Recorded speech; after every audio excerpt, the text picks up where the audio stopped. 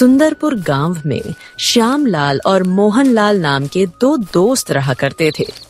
श्यामलाल बहुत ही मेहनती था, लेकिन मोहनलाल आलस करके अपने खेतों में काम किया करता था।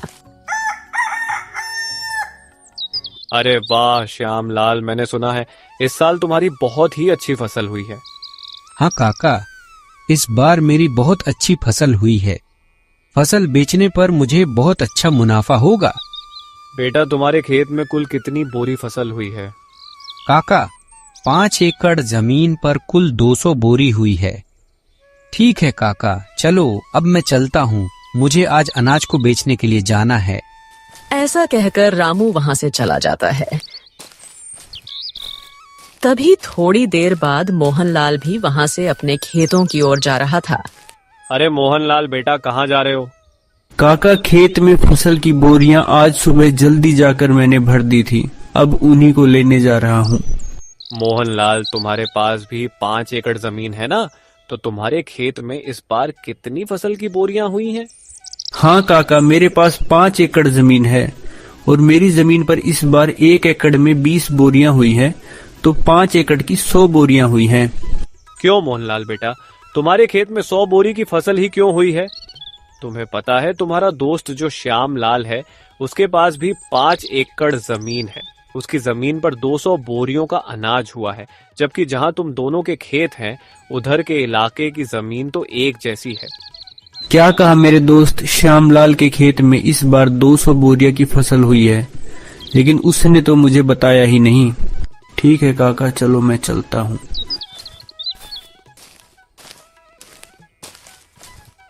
फिर शाम को मोहनलाल अपनी फसल बेचकर अपने घर लौट जाता है। घर पहुंचकर मोहनलाल फसल के बारे में सारी बात अपनी पत्नी को बताता है। मुझे पता है आपको ज्यादा बोरियां का नुकसान क्यों हुआ है, क्योंकि आप अपने दोस्तों की तरह मेहनत नहीं करते, इसलिए आपको ज्यादा बोरियों का नुकसान हुआ है। क्योंकि आपका जब मन होता है आप तभी खेत पर जाते हो, और अगर ऐसा ही रहा तो कैसे चलेगा? अरे भाग्यवान, इसमें मेरी भी क्या गलती है? मुझसे जितना होता है मैं वह सब कर लेता हूँ। अब मुझे तुम ही बताओ, मैं इसके अलावा क्या करूँ? आज आप अपनी जमीन को बेच दो और श्यामलाल के पास वाली जमीन को खरीद लो। अगर श्यामलाल की जमीन 5 एकड़ है, तो आप भी पूरी 5 एकड़ जमीन को खरीद लो। वो श्यामलाल से कहो कि अब अपने अपने दोनों पूरे 10 एकड़ जमीन पर साथ मिलकर काम करेंगे, और जो भी मुनाफा होगा दोनों बराबर बांट लेंगे। हाँ, तुम यह बात बिल्कुल सही कह रही हो। मैं कल ही श्यामलाल के पास जाकर इस बारे में बात करूंगा, और मुझे जहाँ तक पता है श्यामलाल मेरी इस बात को टालेगा नहीं। फिर अगले दिन सुबह होने पर महेश अपने दोस्त श्यामलाल के यहाँ जाता है। भाई श्यामलाल, कैसे हो तुम? मोहनलाल, मैं अच्छा हूँ, तुम बताओ, तुम सुबह सुबह यहाँ कैसे आ गए? श्यामलाल, हम और तुम दोनों बचपन के बहुत अच्छे दोस्त हैं, तो मैं सोच रहा था कि मेरी जमीन को मैं बेच दूं और तुम्हारी जमीन के पास ही जमीन खरीद लूं, वो भी तुम्हारी जमीन के बराबर पूरी 5 एकड़। हाँ हाँ मोहन भाई, खरीद लो, यह तो बहुत ही अच्छी बात है। मुझे भी मेरा एक अच्छा पड़ोसी मिल जाएगा। लेकिन श्यामलाल, अगर तुम्हें ऐतराज ना हो तो अपन दोनों मिलकर तुम्हारी और मेरी जमीन पर खेती करें, क्योंकि दोनों अलग अलग मेहनत करने से अच्छा है दोनों एक जगह ही मेहनत करें, इससे अपन दोनों को अच्छा मुनाफा भी होगा। हाँ हाँ मोहन भाई, मुझे इस बात से कोई ऐतराज नहीं है। चलो अपन सेठ मणिराम के यहाँ चलकर जमीन को खरीदने और बेचने की बात करते हैं, क्योंकि मेरे खेत के पास की जमीन सेठ मणिराम की है। फिर दोनों सेठ मणिराम के पास चले जाते हैं। सेठ जी, श्यामलाल के पास वाली जो जमीन आपकी है, मुझे उस जमीन को खरीदना है। तो खरीद लो, हमने कब मना किया है, लेकिन जमीन खरीदने के लिए पैसे लेकर आए हो।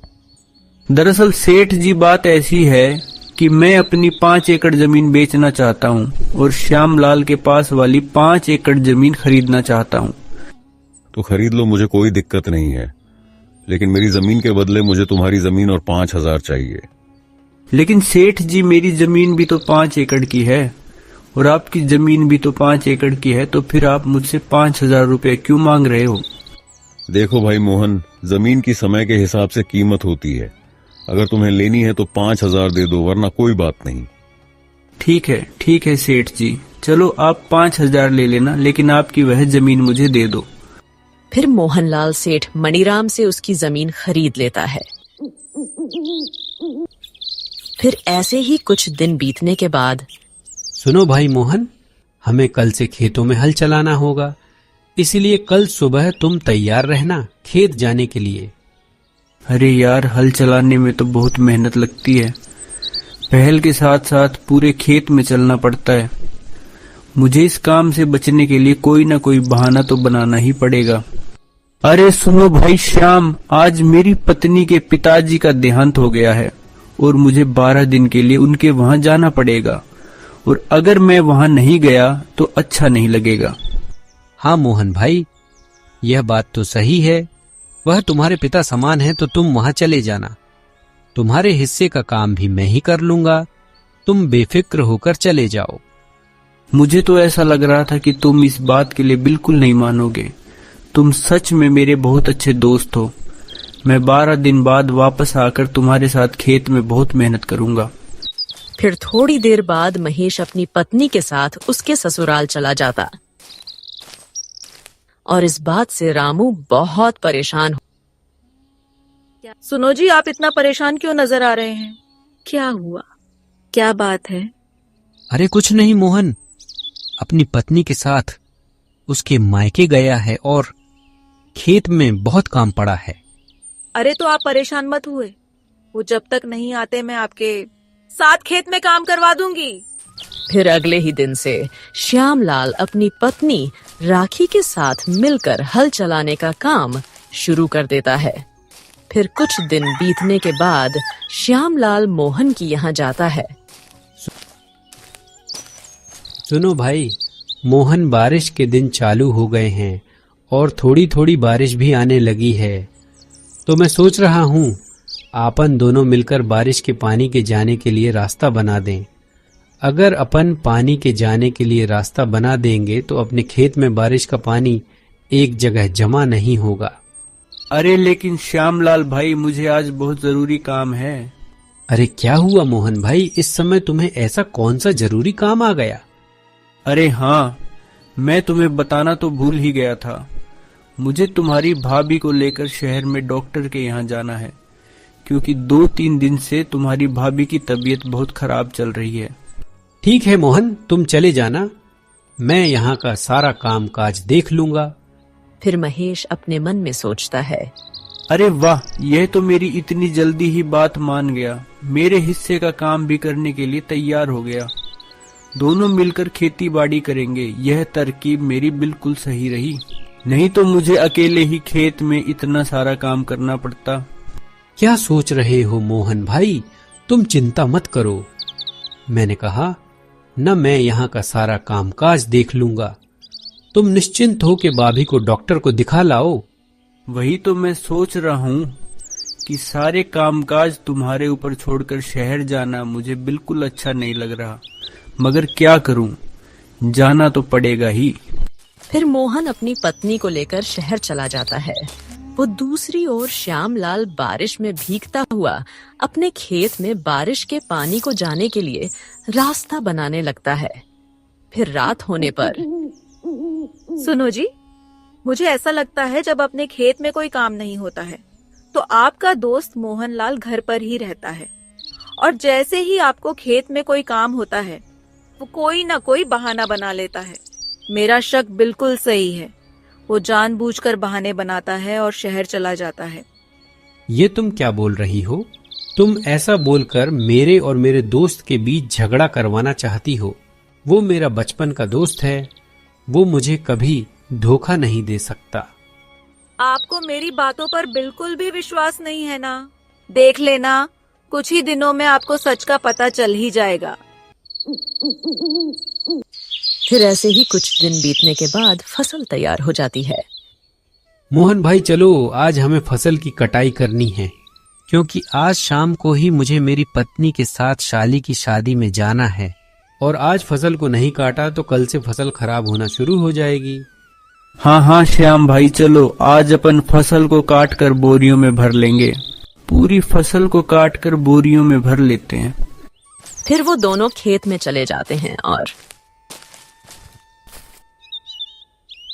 ठीक है मोहन भाई, अब अपन ने सारी फसल की बोरियां तो भर ली, और अब शाम भी हो रही है, तो मैं साली की शादी में जाने के लिए निकल रहा हूँ। तुम इन अनाज की बोरियों को बैलगाड़ी में भरकर अपने घर ले जाना। जब मैं कल आऊंगा तो अपन इस अनाज को मंडी में बेच आएंगे।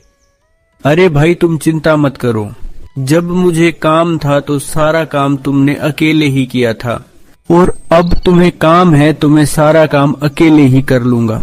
तुम इस बात की बिल्कुल भी चिंता मत करो, मैं इन बोरियों को बैलगाड़ी में भरकर घर ले जाऊंगा। फिर मोहन सारी फसल को बैलगाड़ी में भरकर घर ले आता है। सारी फसल को यहाँ क्यों लेकर आए हो? मंडी में बेचकर क्यों नहीं आए? वह क्या है ना, श्यामलाल उसकी साली की शादी में गया है और वह कल सुबह तक लौटेगा। उसके आने के बाद ही हम इन बोरियों को मंडी में बेचने आएंगे। चलो ये तो अच्छा है कि सारी बोरियां आप यहाँ लेकर आए हो। मेरे पास एक तरकीब है। बताओ बताओ क्या तरकीब है, और यहाँ फसल को लाना क्यों सही है? देखिए, आपका दोस्त कल सुबह तक नहीं आने वाला, और इतने में अपन इन सारी बोरियों को अपने घर के पीछे वाले कमरे में रख दे, तो सारी फसल का पैसा केवल अपना होगा। हाँ, यह बात तो तुम बिल्कुल सही कह रही हो, लेकिन अपन श्यामलाल को क्या बोलेंगे कि सारी फसल कहाँ गई? अरे इस बात की आप चिंता मत करो। कल सुबह जब आपका दोस्त फसल लेने के लिए आएगा तो बोल देना कि सारी बोरियां घर के बाहर ही रखी थी, और पता नहीं यहाँ से कौन चुरा कर ले गया। बस इतना ही बोल देना। इसमें आपका दोस्त क्या ही कर पाएगा, वो कुछ नहीं बोलेगा। अरे वाह भाग्यवान, तुम कितनी अक्लमंद हो, तुम्हारा कितना दिमाग चलता है। मैं तो केवल खेत में काम करने से ही बच रहा था, और तुमने तो सारी फसल को ही अपना बना लिया। वाह भगवान वाह। आप इस काम में बिल्कुल भी देरी मत कीजिए। आप सारी बोरियों को बैलगाड़ी से उतारकर घर के बाहर ही रख दीजिए, ताकि गांव वाले भी देख सके कि बोरी आपने घर के बाहर रखी है। फिर रात होने पर अपन दोनों मिलकर बोरियों को छुपा देंगे। फिर रात होने पर दोनों पति पत्नी मिलकर सारी बोरियों को घर के पीछे वाले कमरे में छुपा देते हैं। फिर अगले दिन सुबह होने पर श्यामलाल मोहनलाल के यहाँ आता है। अरे मोहनलाल भाई, तुमने सारी बोरियां कहाँ पर रखी है? चलो आज अपन उनको मंडी में बेच आते हैं। हाँ हाँ श्यामलाल भाई चलो। फिर वो दोनों घर के बाहर जाते हैं। अरे बाप रे, मैंने अनाज की सारी बोरियां तो यहीं रखी थी, कहाँ गई बोरियां? अरे मोहनलाल भाई, तुम ये क्या बोल रहे हो? कहाँ है सारी बोरियां? मुझे नहीं पता, मैंने सारी बोरियां कल शाम को यहीं लाकर रखी थी। मैंने सोचा था कि यहीं से सारी बोरियां उठाकर अपन मंडी में बेच आएंगे, लेकिन अब क्या करेंगे, अपनी सारी बोरियां तो चोरी हो गई। क्या अपनी सारी अनाज की बोरियां चोरी हो गई? हाँ, ये चोरों का ही काम है, नहीं तो यहाँ पर रखी हुई बोरियां भला कौन लेकर जाएगा? मोहन भाई, तुमने ये क्या किया? पूरे 6 महीने की मेहनत को तुमने चोरों के हाथों में सौंप दिया। मुझे तुमसे ये उम्मीद नहीं थी। अरे श्याम भाई, यह तुम क्या बोल रहे हो? तुम तो ऐसे बोल रहे हो जैसे उस फसल में तुम्हारे अकेले का ही हिस्सा था, और मैंने चोरों को जानबूझकर वो बोरियां हाथ में दे दी हो। उस फसल में मेरा भी तो हिस्सा था, नुकसान मेरा भी तो हुआ है। हाँ, यह बात भी बिल्कुल सही है। चोर अपन दोनों का ही हिस्सा लेकर गए हैं। अपन दोनों को ही बहुत बड़ा भारी नुकसान हुआ है। चलो ठीक है, अब मैं अपने घर चलता हूँ। ऐसा कहकर श्याम वहाँ से अपने घर चला जाता है और घर जाकर चुपचाप बैठ जाता है। क्या हुआ जी, आप इतने उदास क्यों नजर आ रहे हो? क्या बताऊं मैं तुम्हें? फिर श्याम अपनी पत्नी को सारी बात बता देता है। अरे तो कोई बात नहीं, आप चिंता मत कीजिए। अभी खेत में काम करने के लिए काफी समय है। जब तक आप अपने घर के बाहर वाले आंगन में सब्जियां लगाकर उन्हें बेचने का काम चालू कर दो। हाँ, तुम यह बात बिल्कुल सही कह रही हो। मैं अब ऐसे ही हाथ पे हाथ धरा बैठा रहूंगा। घर बैठे रहने से कौन सा मुझे बैठे बैठे पैसा मिल जाएगा। फिर श्याम सब्जियां लगाने के लिए अपने घर के बाहर के आंगन में खुदाई करने लगता है। तभी खुदाई करते करते उसे एक मटका दिखाई देता है। अरे, यह तो सोने चांदी से भरा हुआ मटका है। यह तो मेरा अच्छा भाग्य है। अगर मेरी फसल चोरी नहीं होती तो मैं कभी यहाँ सब्जियां नहीं लगाता और ना ही यहाँ जमीन पर खुदाई करता। अगर इसमें से एक सोने का सिक्का भी बेच दिया तो मेरी फसल के बराबर मुझे पैसे मिल जाएंगे। फिर श्यामलाल अंदर जाकर सारी बात अपनी पत्नी को बता देता है। यह सब भगवान की ही कृपा है, क्योंकि आप बहुत मेहनती इंसान हो।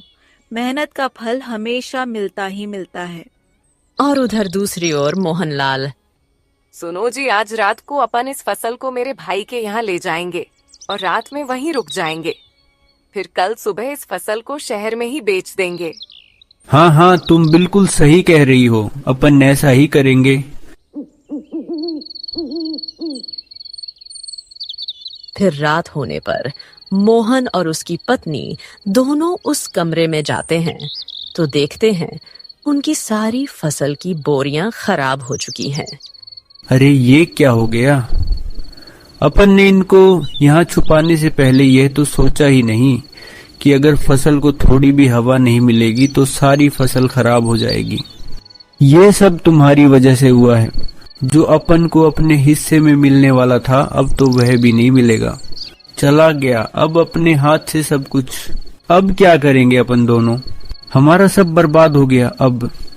तो दोस्तों, हमें इस कहानी से यही सीख मिलती है कि हमें कभी भी किसी के साथ बुरा नहीं करना चाहिए, क्योंकि बुरा करने वालों के साथ बुराई ही होता है। और श्याम बहुत ही मेहनती आदमी था, तो उसे उसकी मेहनत का फल मिल ही गया।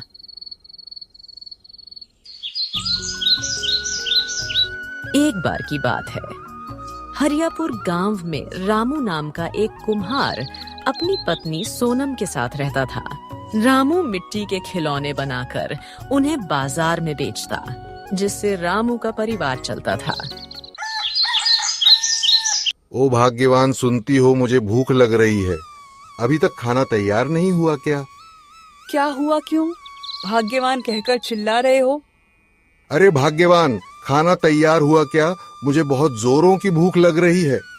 दाल बननी बाकी है, अभी आधा घंटा और लगेगा। भाग्यवान, तुम करती क्या हो? मुझे बाजार भी जाना है ये खिलौने बेचने। जरा जल्दी करो। तुम्हें कितनी बार कहा है कि सुबह जल्दी उठो, मगर नहीं। सारा दिन काम काम। मैं तो थक चुकी हूँ अब काम से। सारा दिन काम करो और ऊपर से इनकी बातें सुनो। मैं तो ऐसे जीवन से थक चुकी हूँ। मन तो करता है कि सब छोड़ छाड़ कर मायके चली जाऊं। थोड़े समय बाद खाना बनता है और रामू और सोनम खाना खाते हैं। रामू अपने खिलौने को बाजार में बेचने के लिए निकल जाता है। थोड़ी देर बाद सोनम की सहेली उपासना वहाँ आती है। अरे उपासना, तुम यहाँ? उपासना बहन, तुम्हारा यहाँ कैसे आना हुआ? बस कुछ नहीं, अभी काम से फ्री हुई हूँ तो मैंने सोचा कि सोनम के पास जाकर बैठकर दो बातें करती हूँ। वैसे तुम्हारा मुंह आज उतरा उतरा क्यों लग रहा है? क्या बताऊँ उपासना, सारा दिन काम करते करते थक जाती हूँ और मेरे वह है, उन्हें हर चीज हाथ में चाहिए। वह जरा सा भी घर का काम नहीं करते। बस इतनी सी बात है सोनम बहन, मेरे पास तुम्हारे लिए एक उपाय है। अगर यह उपाय तुम करोगी तो तुम काम से बच पाओगी। मेरे लिए उपाय तुम्हारे पास? मैं कुछ समझी नहीं। ऐसा क्या उपाय है जिससे काम नहीं करना पड़ेगा? जल्दी बताओ। ये उपाय सुनने के लिए तो मेरे कान तरस रहे हैं। बहन, तुम बीमार होने का नाटक कर सकती हो ना। तुम अपने पति से कह दो कि मेरी तबीयत खराब हो रही है, मुझसे खाना नहीं बन रहा, फिर देखना तुम। यह उपाय तो तुमने बहुत बढ़िया दिया है, पर इससे कोई परेशानी तो नहीं होगी? कैसी परेशानी ये मैं भी करती हूँ।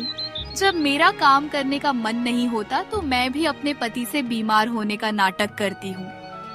ठीक है, आज से मैं भी ऐसा ही करूंगी। ठीक है बहन, अब मैं चलती हूँ। कुछ समय बाद रामू अपने सारे खिलौने बेचकर अपने घर लौट रहा था। अरे भाग्यवान, तुम्हें रात की नींद कम पड़ती है क्या, जो दोपहर में भी सो रही हो? चलो उठो मेरे लिए, अब चाय बनाकर लाओ। मेरे पैरों में बहुत दर्द है, रसोई तक जाने की शक्ति भी नहीं है, तो फिर मैं चाय कैसे बनाऊंगी? अच्छा ठीक है, तुम आराम करो, मैं जाकर चाय बना लेता हूँ। तुम्हारे लिए भी बनाऊंगा। उपासना का उपाय मेरे काम आ रहा है, अब आएगा मजा।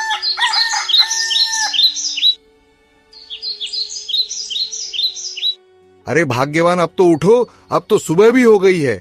अब तो तुम्हारे पैर का दर्द ठीक हो गया होगा। नहीं, मेरे पैरों का दर्द तो अब ठीक हो गया, मगर पता नहीं, अभी सुबह से ही मेरा सर बहुत दुख रहा है, बहुत जोरों का दुख रहा है। उठती हूँ तो चक्कर आ रहे हैं। ठीक है भाग्यवान, तुम आराम करो, मैं जाकर रसोई में खाने की तैयारी करता हूँ, फिर उसके बाद ही मैं अपने खिलौने बनाने का काम करूंगा। अरे आज तो खिलौने बनाने के लिए मेरे पास जरा सी भी मिट्टी नहीं है, मुझे खेत से मिट्टी लानी होगी। पहले भाग्यवान को मैं खाना दे देता हूँ, उसके बाद मैं खेतों की ओर जाऊंगा। भाग्यवान, ओ भाग्यवान, मैं चलता हूँ। आज मुझे घर लौटते लौटते शाम हो जाएगी। आज मैं अपने खिलौने बनाने के लिए मिट्टी खेतों की ओर लेने जाऊंगा। मैंने तुम्हारे लिए खाना बनाकर रसोई में रखा है, तबीयत ठीक होते ही तुम वह खाना खा लेना। रामू के जाते ही थोड़ी देर बाद सोनम के पास उपासना आती है। कामचोर, अब तो उठ, गया तेरा पति। उपासना, इतनी गहरी नींद लग रही थी कि तुम्हें क्या बताऊं। अरे मिट्टी खोदने के लिए फावड़ा तो मैं घर पर ही भूल गया, अब मैं मिट्टी कैसे खोदूंगा। चलो पहले घर जाकर फावड़ा लेकर आता हूँ। इतनी ही देर में रामू घर पहुँचता है। क्यों सोनम, तुम्हें मेरा उपाय कैसा लगा? मेरा उपाय काम कर रहा है या नहीं? हाँ उपासना बहन, तुम्हारा उपाय मेरे बहुत काम आ रहा है। मैं कल से ही मेरे पति को पागल बना रही हूँ। तुमने जो बताया था बीमार होने का नाटक करना, वाकई में यह उपाय बहुत काम का है। ओ, अब समझा, भाग्यवान ने काम ना करने के लिए बीमार होने का नाटक किया। ठीक है, मैं भी देखता हूँ कि तुमसे घर का काम कैसे करवाना है। भाग्यवान को अब मुझे सबक सिखाना है, जब जाकर उसकी अक्ल ठिकाने आएगी। अरे भाग्यवान, अभी तक तुम्हारा बुखार उतरा नहीं। अभी भी मेरे सर में दर्द है। अरे तुम्हारे हाथ में चोट कैसे लगी? कुछ नहीं भाग्यवान, मिट्टी लाते समय अचानक से चक्कर आ गया, जो मैं खेत की मेड़ पर गिर पड़ा, जिस वजह से मुझे यह चोट लगी। अरे बाप रे बाप, तुम्हारा हाथ तो दुख रहा होगा। नहीं भाग्यवान, तुम आराम करो, तुम्हारी तबीयत खराब हो रही है। मैं हम दोनों के लिए खाना तैयार करता हूं। अब क्या करें? भाग्यवान, तुम्हारी भी तबीयत खराब हो रही है, और दूसरा मेरा हाथ टूट गया। पता नहीं है अपने घर को किसकी नजर लग गई। नहीं, तुम्हें खाना बनाने की कोई जरूरत नहीं है। अब मेरी तबीयत ठीक है, मैं जाकर अब भी खाना तैयार करती हूँ, जब तक तुम आराम करो। कुछ समय बाद खाना तैयार हो जाता है। भाग्यवान, वेद जी ने मुझे 1 महीने तक काम नहीं करने की सलाह दी है। उन्होंने कहा, इस हाथ पर जरा भी जोर मत देना भाग्यवान। अब मैं खिलौने कैसे बनाऊंगा, हमारा घर कैसे चलेगा भाग्यवान? यह सब मेरे कारण हुआ ना, मैं इनसे इतना ज्यादा काम करवाती ना, यह खेत पर चक्कर खाकर गिरते। अरे मैंने क्या सोचा था और क्या हो गया। अब इस परिस्थिति में मुझे ही कुछ करना होगा। एक काम करती हूँ, मैं कल से रोज जल्दी उठकर खाना बनाकर मिट्टी के खिलौने बनाऊंगी और उन खिलौने को बाजार में बेचूंगी, जिससे हमारा घर चलेगा। हाँ, कल से मैं ऐसा ही करूंगी। मुझे लगता है भाग्यवान कुछ गहरी सोच में है। भाग्यवान का ये हाल मुझसे देखा नहीं जाता, मगर मैं क्या करूं? भाग्यवान को सबक भी तो सिखाना है। सुबह सोनम जल्दी से उठकर खाना तैयार करके के खिलौने तैयार करने लगती है। इतने में उपासना वहाँ आती है। क्या सोनम, मैं यह क्या देख रही हूँ? तुम सुबह इतनी जल्दी उठकर मिट्टी के खिलौने बना रही हो। मैं अब क्या बताऊं? मेरे इनके खेत पर गिरने के कारण हाथ में चोट लग गई, जिस कारण वेद जी ने 1 महीने तक काम नहीं करने की सलाह दी है। मुझे यह काम तो करना ही होगा। ठीक है बहन, अब मैं चलती हूँ। बड़ी खुद तो मुझे उल्टा ज्ञान देकर गई और खुद तो सुबह जल्दी उठकर नदी से पानी भरकर ला रही है और मुझे कह कर गई कि काम से बचने के लिए बीमार होने का नाटक कर ले। क्या करूं, जो भाग्य में लिखा था वह तो हो गया। अब जल्दी से यह खिलौने तैयार करती हूँ। रामू सुबह उठता है और बाहर की ओर जाता है। अरे भाग्यवान, तुम इतनी सुबह सुबह क्या कर रही हो? कुछ नहीं जी, बस तुम्हारे बदले के मिट्टी के खिलौने बना रही हूँ। अरे भाग्यवान, तुम्हें यह सब करने को किसने कहा? तुम्हारी भी तो तबीयत खराब है। ऐसे में तुम इतना काम करोगी तो तुम्हारी तबीयत और ज्यादा बिगड़ सकती है। चलो उठो, जाओ तुम आराम करो। मैं अपने एक हाथ से ही खिलौने बनाने की कोशिश करता हूँ। सुनिए जी, मेरी कोई तबीयत खराब नहीं है। मैं तो बीमार होने का नाटक कर रही थी। मुझे माफ कर दीजिए, मुझे काम ना करना पड़े। इस कारण वह मैंने सब झूठ बोला था। सब झूठ? इसका मतलब तुम इतने दिनों से काम नहीं करने के चक्कर में बहाने बना रही हो और सारा काम तुम मुझसे करवाती थी। मुझे माफ कर दीजिए, मैंने बहुत गलत काम किया है। अब आगे से मैं ऐसा कभी नहीं करूंगी। वादा करती हूँ ना, आइंदा से ऐसा कभी नहीं करोगी। हाँ जी, वादा करती हूँ।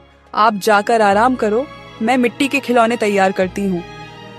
क्यों भाग्यवान, कैसा लगा मेरा मजाक? इसका मतलब तुम्हें चोट नहीं लगी? नहीं भाग्यवान, मुझे चोट नहीं लगी। मैं तो तुम्हें सबक सिखाना चाहता था। इसका मतलब तुम सब जानते थे? हाँ भाग्यवान, उस दिन मैंने बाहर से तुम्हारी और तुम्हारी सहेली उपासना की सभी बातें सुन ली। जब से ही मैंने ठाना कि भाग्यवान को सबक सिखाना है। अरे भाग्यवान, तुम काम से बचती हो, तुम इस घर की लक्ष्मी हो। अगर तुम ही काम नहीं करोगी तो फिर कौन काम करेगा? मुझे माफ कर दो, आगे से ऐसा कभी भी नहीं करूंगी। मुझे अच्छे से समझ आया है। ठीक है भाग्यवान, अब तुम जाकर खाने की तैयारी करो। मैं अपना काम खुद ही करूं।